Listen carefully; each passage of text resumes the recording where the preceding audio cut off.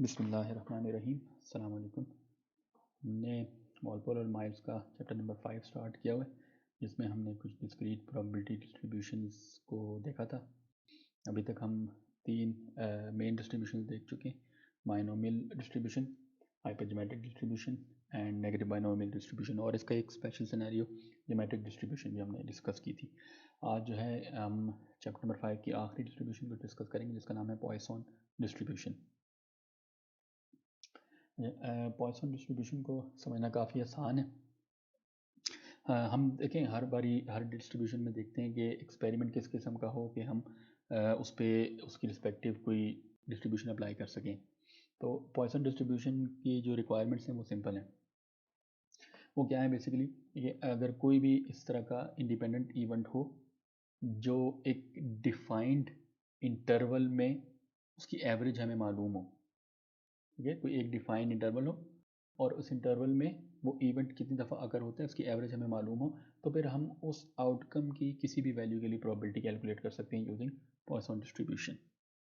ठीक है, लेकिन जो दो मेन रिक्वायरमेंट्स हैं वो क्या हैं कि एक तो इंटरवल डिफाइंड हो, वो इंटरवल टाइम के लिहाज से भी हो सकता है, वो कोई रीजन भी हो सकता है, वॉल्यूम, एरिया या किसी मटेरियल की लेंथ, तो वो इंटरवल डिफाइंड हो और उस इंटरवल में वो आउटकम ऑन एवरेज कितनी दफ़ा अगर होती है, ये दो चीज़ें हमें मालूम होनी चाहिए।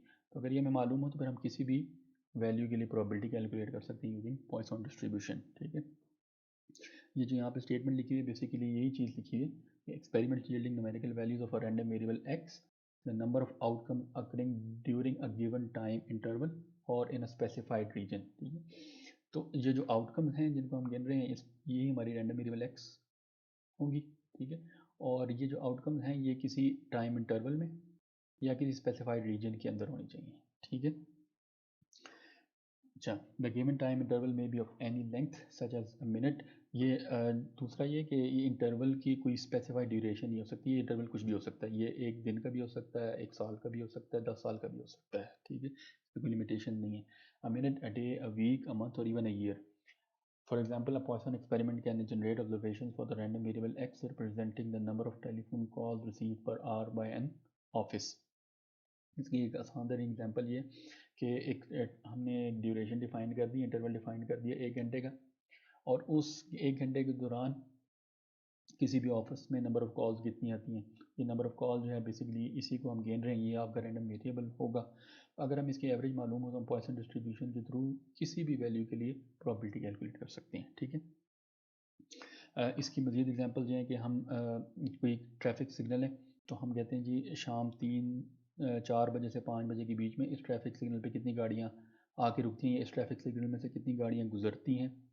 तो इसकी प्रोबेबिलिटी की अगर कैलकुलेशन हमने करनी हो, हमें अगर एवरेज मालूम हो तो हमने अगर प्रोबेबिलिटी की कैलकुलेशन करनी हो तो हम थ्रू पॉइसन डिस्ट्रीब्यूशन कर सकते हैं। ठीक है, अच्छा, पॉइसन प्रोसेस या जिसमें से जो रैंडम वेरिएबल डिफाइंड होगा इसकी कुछ प्रॉपर्टीज़ हैं सिंपल सी, मैं थोड़ी सी एक्सप्लेन कर देता हूँ, फिर इसकी डिस्ट्रीब्यूशन की तरफ चलते हैं। अच्छा, इसका जो पहली प्रॉपर्टी हो क्या कहती है, the number of outcomes occurring in one time interval और specified region of space is independent of the number that occur in any other disjoint time interval और रीजन। अच्छा, इसमें देखें अगर फ़र्ज़ करें हमें किसी एक पर्टिकुलर इंटरवल के लिए आउटकम्स हम गिन रहे हैं, तो अगर इस इंटरवल से अलहदा एक और इंटरवल हम डिफाइन करें डिसजॉइंट इंटरवल, यानी इन दोनों इंटरवल्स का कोई ओवरलैपिंग पोर्शन नहीं होना चाहिए, तो ये दूसरा इंटरवल है, इसकी जो आउटकम्स हैं इसका पिछले इंटरवल से कोई ताल्लुक नहीं कि उसमें कितनी आउटकम्स ओकर हो रही थी। ठीक है, ये दोनों इंडिपेंडेंट होते हैं। अच्छा, दूसरा पॉइंट है the probability that a single outcome will occur during a very short time interval और in a small region is proportional to the length of the time interval और the size of the region and does not depend on the number of outcomes occurring outside this time interval reason.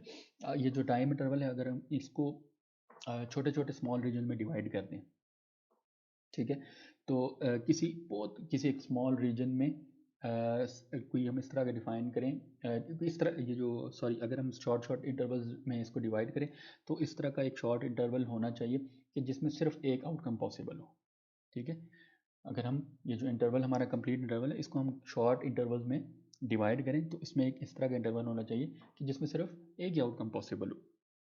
ठीक है, और इसमें जो ये एक outcome हो रही है ये बेसिकली इससे बाहर जो आउटकम्स हैं इस शॉर्ट इंटरवल से बाहर उन पे डिपेंड नहीं कर रही, बल्कि उस इंटरवल की ड्यूरेशन पे डिपेंड करती है। ठीक है, और इसी शॉर्ट इंटरवल में, ये जो शॉर्ट इंटरवल हम डिफाइन कर रहे हैं, ये इस तरह का होना चाहिए। थर्ड पॉइंट को मैं एक्सप्लेन कर रहा हूँ कि इसमें एक से ज़्यादा आउटकम होने की प्रोबेबिलिटी जो है वो ज़ीरो होती है, ठीक है। यानी ये जो शॉर्ट इंटरवल हमने डिफाइन किए ऊपर वाले पॉइंट में, इसका जो थर्ड पॉइंट है वो ये कह रहा है कि इस इंटरवल के में एक से ज़्यादा आउटकम अगर हो, इसकी प्रोबेबिलिटी जो है वो ज़ीरो होती है। तो ये बेसिक प्रॉपर्टीज़ हैं किसी भी पॉइसन प्रोसेस की।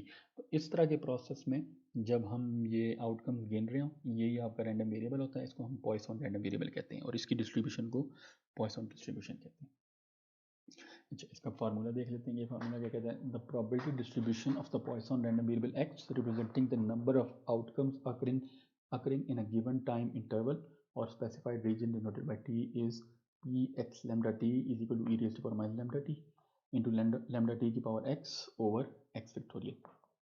ये जो लैम्डा टी है, ये लैम्डा जो है ना, ये basically average number of outcomes per unit time, और ओवरऑल टाइम के लिए ये हमारे पास उस इंटरवल का मीन आ जाएगा।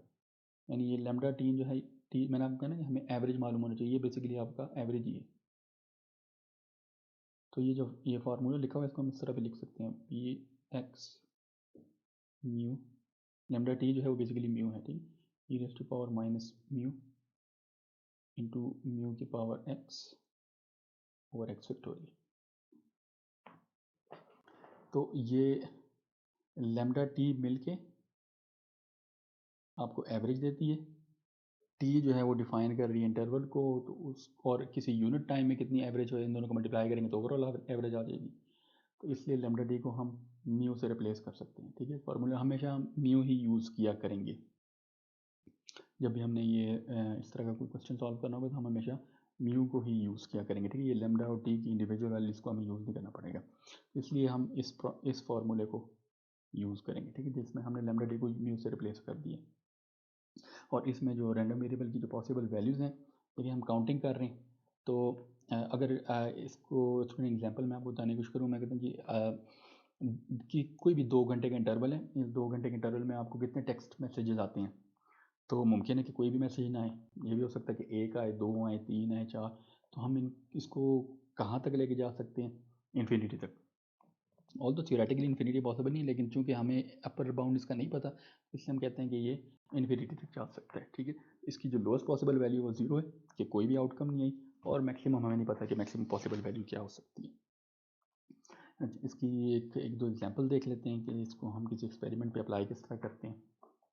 ये बुक की एग्जांपल है 5.17 में, कहते हैं during lab experiment the average number of radio active particles passing through a counter in 1 millisecond is 4। अच्छा, ये इन्फॉर्मेशन इस क्वेश्चन की पहले स्टेटमेंट में पहले समझ लें। एक तो देखें, उसने हमें बताया the average number of radio active particles. मैं आपको बताया था ना कि हमें एवरेज मालूम होनी चाहिए, मीन मालूम होना चाहिए। तो एवरेज नंबर उसने बताया कि 4, तो मीन तो हमें पता चल गया 4 है। और दूसरा मैंने आपको बताया था कि हमें इंटरवल पता होना चाहिए, ठीक है। और इंटरवल भी उसने यहाँ पे डिफाइन किया हुआ, इंटरवल क्या है? 1 मिलीसेकंड का। तो ये दो चीज़ें हमें पता चल गई। अब ये दो इन्फॉर्मेशन हो तो फिर हम किसी भी वैल्यू की प्रोबेबिलिटी निकाल सकते हैं। और यहाँ पे वो किसकी प्रोबेबिलिटी मांग रहे हैं? What is the probability that 6 particles enter the point counter in a given millisecond. Interval वही है जिस इंटरवल के लिए ये एवरेज डिफाइंड है। हम इसी एवरेज, अगर हमने यही एवरेज यूज़ करनी तो इंटरवल भी यही होना चाहिए, ठीक है। तो ये इंटरवल सेम है, इसी इंटरवल में हमने प्रोबेबिलिटी फाइंड करनी है कि 6 पार्टिकल्स पास करें। तो जो फार्मूले पे ये डिफाइंड, इसमें सिर्फ हमने वैल्यूज प्लेस करनी है। पॉइसन डिस्ट्रीब्यूशन को हम पी से रिप्रेजेंट करेंगे, इसमें एक्स और म्यू की हमें वैल्यू चाहिए। एक्स तो वो रैंडम वेरिएबल की वो वैल्यू है जिसकी हम प्रोबेबिलिटी फाइंड कर रहे हैं, और मीन जो है जो क्वेश्चन में भी डिफाइंड है वही यूज़ करेंगे। तो ये पी 6 4, एक्स की जगह 6 आ गया, मीन की जगह 4 आ गया। तो E raise to power minus mu यानी E raise to power minus 4 mu की पावर एक्स यानी 4 की power 6 divide by X factorial और डिवाइड बाई 6 फैक्टोरियल हो जाएगा, ठीक है। तो इसको इसने तो बेसिकली टेबल से सॉल्व किया। ये टेबल से सॉल्व करना भी मैं आपको थोड़ी देर में दिखा दूंगा। अगर आप इसको डायरेक्ट भी सॉल्व करें तो आपकी आंसर आ जाएगा 0.1042, ठीक है। इसका टेबल जिस तरह आपको याद हो, हमने बाइनोमियल डिस्ट्रीब्यूशन में टेबल यूज़ किया था इंटरवल्स की प्रोबेबिलिटी निकालने के लिए, यानी एक से ज़्यादा अगर वैल्यूज़ हों उनकी प्रोबेबिलिटी निकालनी हो तो हम टेबल यूज़ कर सकते हैं, या किसी एक पर्टिकुलर वैल्यू की भी प्रोबेबिलिटी हम थ्रू टेबल निकाल सकते हैं। सिमिलरली ये पॉइसन का भी टेबल अवेलेबल है, हम उसको यूज़ कर सकते हैं, ठीक है। लेकिन ये टर्म लिखी हुई, इसको अगर आप सॉल्व करें डायरेक्ट तो आपके पास ये आंसर आएगा 0.1042। ठीक है, ये टेबल वाला मैं आपको थोड़ी देर में एक्सप्लेन कर दूंगा। तो देखें, हमने ये प्रॉपर्टी निकाली है कि 6 particles in a given millisecond. हम 3 पार्टिकल्स की भी प्रॉपर्टी निकाल सकते हैं। किस तरह? सिंपल, यहाँ पे x की जगह 3 आ जाएगा, और यहाँ जहाँ जहाँ x यूज़ हो रहा है तरह 4 की पावर 6 की जगह ये 4 की पावर 3 हो जाएगा, और डिनोमिनेटर में 6 फैक्टोरियल की जगह ये 3 फैक्टोरियल हो जाएगा। तो इसको जब सॉल्व करेंगे तो आपके पास 3 पार्टिकल्स की प्रॉपर्टी आ जाएगी। सिमिलरली आप 7 की, 8 की, 9 की, इवन 100 की भी प्रॉपर्टी निकाल सकते हैं। 100 की प्रॉपर्टी इंतहाई कम होगी क्योंकि हम एवरेज से काफ़ी दूर चले गए। यानी ऑन जो आउटकम है ना, एवरेज का मतलब क्या होता है कि ज़्यादातर आउटकम एवरेज के करीब करीब अकर होती हैं। तो एवरेज से आप जिस तरह दूर जाते जाएंगे प्रॉपर्टीज डिक्रीज करती जाएंगी। तो 100 पार्टिकल्स की हम प्रॉपर्टी तो निकाल लेंगे, लेकिन वो इंतहाई कम वैल्यू आएगी। ठीक हो गया? अच्छा, फर्ज करें इसी क्वेश्चन में हमारा ये देखें रीजन डिफाइंड है एज 1 मिली सेकेंड, और हम 1 मिली सेकेंड के लिए 6 पार्टिकल्स की प्रॉपर्टी निकाल रहे हैं। अगर वो कहे जी 6 पार्टिकल्स इन 2 मिली सेकेंड, इस क्वेश्चन को थोड़ा सा चेंज कर दें, that 6 particles enter the counter in a given millisecond के बजाय इन 2 मिली सेकेंड अगर हम इसको डिफाइन करें तो अब किस तरह होगा ये? अब मसला कहाँ पे कि ये जो एवरेज है ये 1 मिली सेकेंड के लिए डिफाइंड है। तो अगर 1 मिली सेकेंड के लिए एवरेज 4 है तो 2 मिली सेकेंड के लिए एवरेज जो है वो 8 हो जाएगी। सिंपल। तो हमने इंटरवल डबल किया तो मीन को भी डबल कर देंगे। तो अब अगर मैंने 6 पार्टिकल्स के लिए प्रोबेबिलिटी फाइंड करनी है तो यहाँ पे P6 4 के बजाय 8 आ जाएगा। सिमिलरली e की पावर -8, 8 की पावर 6 डिवाइड बाई 6 फैक्टोरियल। ठीक है, तो इसको भी आप सॉल्व कर सकते हैं। आई होप सिंपल है, इसमें कोई कॉम्प्लिकेशन नहीं होगी। अगर आप पता चल जाए कि ये थ्रू पॉइसन सॉल्व हो रहा है तो इसका फॉर्मूला इंतहाई सिंपल है। अच्छा, इसका ये टेबल के थ्रू भी एक क्वेश्चन देख लेते हैं कि ये टेबल को हम किस तरह यूज़ करते हैं। बाइनोमियल में अगर आपको याद हो हमने इंटरवल के लिए यानी कोई इस तरह की प्रॉपर्टी हमने फाइंड करनी हो, property x is less than equal to r या लेस देन r। अगर लेस देन इक्वल है तो ये 0 टू r था, अगर ये लेस देन r था तो यहाँ पे r -1 आ जाता है। सिंपल। तो यही अगर हमने इसी तरह की प्रॉपर्टी पॉइसन के लिए फाइंड करनी है तो वो किस तरह होगा, ये इस एग्जांपल के थ्रू देख लेते हैं। अच्छा, स्टेटमेंट क्या कहती है? 10 is the average number of oil tankers arriving each day at a certain port. The facilities at the port can handle at most 15 tankers per day. What is the probability that on a given day tankers have to be turned away? अच्छा, इसमें जो information दी है पहले तो हम ये देख लेते हैं। एक तो उसने हमें एवरेज बताई हुई है, 10 इज द एवरेज यानी म्यू इज इक्वल टू 10। दूसरा उसने इंटरवल कहाँ पे डिफाइन किया हुआ है? ईच डे, यानी इंटरवल जो है वो एक दिन का है। ठीक, और जो मैक्सिमम ये वाली इन्फॉर्मेशन है at most 15 tankers per day, ये बेसिकली ये टर्न अवे जो उसने स्टेटमेंट की है इससे रिलेटेड है, यानी मैक्सिमम वो 15 हैंडल कर सकता है। तो given day tanker has to be turn away, इसका क्या मतलब है कि 15 से ज़्यादा टैंकर आ गए तभी उनको वापस भेजेगा ना। वो मैक्सिमम 15 हैंडल कर सकते हैं, अगर 15 से ज़्यादा आए तो उसको वो वापस भेजने पड़ेंगे। यानी बेसिकली हमें प्रॉपर्टी क्या चाहिए? एक्स इज़ ग्रेटर देन 15 की। तो यहाँ पे उसने यहाँ पे देखें लिखा हुआ है property x is greater than 15। हमने अगर टेबल यूज़ करना है तो आपको मैंने पहले भी समझाया था, उसकी लिमिट इस फॉर्म में होनी चाहिए कि लोअर्स्ट जो लोअर लिमिट है वो 0 और अपर लिमिट एनी वैल्यू। तो अगर ये property x is greater than 15 को मैं सम के फॉर्म में लिखूँ तो ये लोअर लिमिट 15 हो जाएगी क्योंकि 15 लोएस्ट वैल्यू है, और अपर लिमिट हमें नहीं पता, ये इन्फिनिटी तक सम जा सकता है। और इसको अगर मैंने इस फॉर्म में चेंज करना है जो हमें रिक्वायर्ड है तो 1 में से ये वाली प्रॉपर्टी अगर हम सब्ट्रैक्ट कर दें 0 से 15 तक की तो हमें 15 से ग्रेटर वाली प्रॉपर्टी मिलेगी, और यही बेसिकली इसने यहाँ पे किया हुआ है कि property X is greater than 15 is equal to 1 minus property X is less than equal to 15। और ये वाली जो चीज़ लिखी है ये थ्रू टेबल हम देख सकते हैं। थ्रू टेबल किस तरह देखेंगे, इसका बुक में भी टेबल अवेलेबल है। इसमें देखें दो चीज़ें इन्वॉल्व हैं, एक तो म्यू हमें रिक्वायर्ड है टेबल में जब हम वैल्यूज देखेंगे, और दूसरा ये जो अपर लिमिट है आर, ये दो चीज़ें हमने देखनी है। ठीक, तो पहले तो हम म्यू इज इक्वल टू 10 के लिए टेबल लोकेट कर लेते हैं। ये देखें ये जो ये वाली रो है ऊपर वाली, इसमें मीन की वैल्यूज़ दी हुई हैं। जिस तरह यहाँ पे मीन की वैल्यू 0.1 है, 0.2, 0.3, हमारी मीन की वैल्यू 10 है तो हमने तो पहले तो 10 लोकेट करनी है। यहाँ पे मैक्सिमम 5 है, यहाँ पे 9.5 है, और यहाँ पे देखें 10, ठीक है।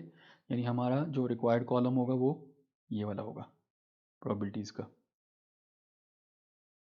ठीक है। दूसरे में क्या चीज़ रिक्वायर्ड है, आर की वैल्यू, आर जो है 15 है, तो मीन 10 और आर 15, ये जो प्रोबेबिलिटी, ये जो दो वैल्यू जहाँ पे इंटरसेक्ट कर रही हैं वो ये वाली प्रोबेबिलिटी बनती है 0.9513। जब हम इसको यहाँ पे प्लेस करेंगे इसकी जगह, तो ये 1 माइनस 0.9513 हो जाएगा। उसको सॉल्व करें तो 0.0487 आपके पास आंसर आ गया, ठीक हो गया। अच्छा, ये जो पिछला वाला पार्ट है ये इसने प्रॉपर्टी के थ्रू किस तरह सॉल्व किया हुआ है, देखिए ये मैं यहाँ पे एक्स एक्सिस पे रैंडम वेरिएबल की वैल्यू लिख रहा हूँ, 0 1 2 3 4 5 6 एंड सो ऑन, ठीक है। ये इससे आगे भी जा सकते हैं। इनकी मैं कोई ये एग्जैक्ट प्रोबेबिलिटीज़ नहीं, मैं बस वैसे प्रोबेबिलिटीज़ वाई एक्सिस पे बना रहा हूँ, ठीक है। अज्यूम करते हैं कि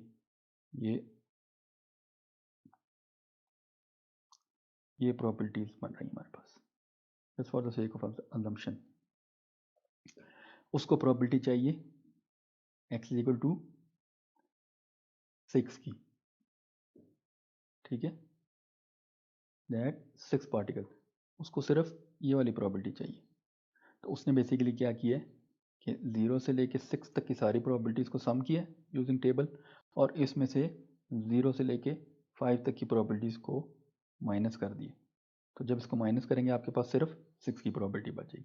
तो ये 0 से लेके 6 तक की प्रोबेबिलिटी और 0 से लेके 5 तक की प्रोबेबिलिटी हम किस तरह टेबल से फाइंड कर सकते हैं। मीन हमें पता है 4, तो पहले तो हम मीन को लोकेट कर लेते हैं इस टेबल में। मीन 4 ये आ गया, यानी हमारी प्रॉपर्टीज़ यहाँ पे इस कॉलम में होंगी, ठीक। आर की वैल्यू एक हमें 6 चाहिए और एक 5, तो 6 के लिए 0.8893 और 5 के लिए 0.7851। तो ये देखिए 0.8893 माइनस 0.7851, उसको सब्ट्रैक्ट करेंगे तो सिंपल वही आंसर आ जाएगा जो डायरेक्ट कैलकुलेशन के साथ आएगा। तो ये अगर टेबल अवेलेबल हो तो किसी एक पर्टिकुलर वैल्यू के लिए भी आप प्रोबेबिलिटी यूजिंग टेबल कैलकुलेट कर सकते हैं। अगर टेबल अवेलेबल नहीं है तो किसी एक पर्टिकुलर वैल्यू के लिए आप डायरेक्ट भी कर सकते हैं, ठीक है। सिमिलरली देखें, अगर इसी क्वेश्चन में हमारे पास टेबल अवेलेबल ना होता तो हमने बेसिकली इसको किस तरह सॉल्व करना था, हमें 1 minus probability x is less than equal to 15 चाहिए, ये बहुत लेंथी हो जाता। अब x is less than equal to 15 में कौन कौन सी वैल्यूज आती हैं, 0 से लेके 15 तक की सारी, यानी 0 से लेके 15 तक की सारी प्रोबेबिलिटीज़ का सम। और ये प्रोबेबिलिटीज़ हम किस तरह फाइंड करते, हम पहले P0, ये इस फार्मूले में मैं सिंपल रिप्लेस कर रहा हूँ, P x म्यू, ठीक है। तो x की जगह पहले 0 आएगा, और मीन तो फिक्स है, वो तो चेंज नहीं हो रहा, वो हर दफ़ा हमें उसने 10 बताया, तो ये 10, एक तो हमें ये फाइंड करना था, प्लस फिर हमें P110 P210, और ये करते करते सारी की सारी वैल्यूज़ कहाँ तक, P1510 तक, ये सारी हमने कैलकुलेट करनी थी यूजिंग दिस फार्मूला। तो इसका ये काम थोड़ा हेक्टिक हो जाता है ज़्यादा कैलकुलेशंस, तो इसका आसान सोल्यूशन क्या है कि आप टेबल के थ्रू कर लें, ठीक है। लेकिन अगर आप इसको इस मेथड से करें, ये सारी प्रॉपर्टीज फाइंड करें और उसका रिजल्ट 1 में से सब्ट्रैक्ट कर दें, तब भी रिजल्ट आएगा यही, ठीक है। तो ये डायरेक्ट भी हो सकता है, लेकिन अगर टेबल अवेलेबल हो तो हम आसान तरीके ही प्रेफर करेंगे, हम टेबल के थ्रू इसको सॉल्व करेंगे, ठीक है। तो यहाँ पे हमारा चैप्टर नंबर 5 जो है वो ख़त्म हो जाता है। ये चैप्टर नंबर 5 की आखिरी डिस्ट्रीब्यूशन थी, डिस्क्रीट। इसके ये जो हमने 4 डिस्ट्रीब्यूशन डिस्कस की, इससे एंड इससे रिलेटेड एंड प्रॉब्लम इंशाल्लाह हम नेक्स्ट क्लास में डिस्कस करेंगे। ये चारों लेक्चर्स में अगर ये जो चारों डिस्ट्रीब्यूशन, अगर इनमें कोई प्रॉब्लम्स हैं, काइंडली आप इसका जब कोई Q&A सेशन होगा उसमें हमसे पूछ लें, ताकि हम इसके एंड प्रॉब्लम्स समझने में फिर आसानी होगी। टॉपिक से रिलेटेड जितनी भी कन्फ्यूजन है वो दूर हो जाए तो फिर एंड प्रॉब्लम्स करना आसान हो जाती हैं, ठीक है। तो आप इन लेक्चर्स को एक दफ़ा दोबारा सुन लें, अगर अभी तक नहीं सुने तो काइंडली सुन लें, और इसके जो सवाल आपके जहन में आते हैं वो साथ साथ नोट करते जाएँ, क्योंकि Q&A सेशन के दौरान वो भूल जाते हैं। अगर नोट किए होंगे तो फिर आसानी होगी आपके लिए भी और मेरे लिए भी, ठीक। तो मेरी तरफ से आज के लिए इतना ही है, इंशाल्लाह नेक्स्ट लेक्चर में मुलाकात होगी। अल्लाह हाफिज़।